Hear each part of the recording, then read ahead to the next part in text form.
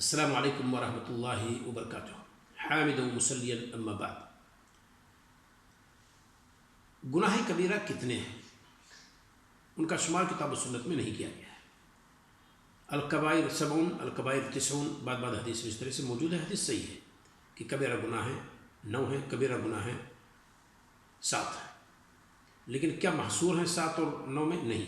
کتاب و سنت کی نصوص اس بات پر ہمیں اور آپ کو دلیل فراہم کرتے ہیں کہ نہیں، کتاب و سنت کے اندر کبائر گناہ محصور نہیں ہیں کسی خاص عدد میں، اور دلائل کی روشنی میں جب ہم اور آپ جائیں گے تلاش کریں گے تو بہت ساری چیزیں سامنے ایسی نکل کر کے آئیں گی جو کبیرہ گناہ ہونے کا درجہ رکھتی ہیں، اور کبیرہ گناہ انہیں کتاب و سنت میں قرار دیا گیا ہے۔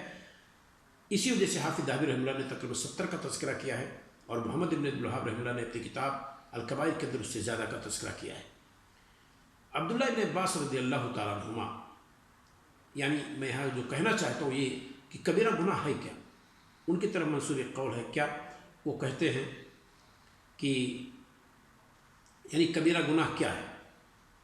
الکبائر کل ذنب، کبیرہ گناہ ہر وہ گناہ ہے ختم اللہ بنار، جسے اللہ تعالیٰ نے آگ پر ختم کیا ہو، دھمکی دی ہو آگ کی، او غضب یا غضب کی، یعنی اللہ تعالیٰ کا غضب اس پر ہو، یا رسول کا اس پر غضب ہو، یا رسول اس سے ناراض ہوں، یا اللہ تعالیٰ اس سے ناراض ہو، او لعنت، یا ختم کیا گیا ہو لعنت پر کہ ایسا کرنے والے پر لعنت، یا ایسا کہنے والے پر لعنت، او عذاب، یا عذاب پر ختم کیا گیا ہو، اس کو کبیرہ کہتے ہیں۔ صفحہ نمبر 1 پر محمد ابن عبدالوہاب رحمہ اللہ نے اسے ذکر کی ہے، اور عبداللہ ابن عباس رضی اللہ تعالیٰ عنہما کی طرف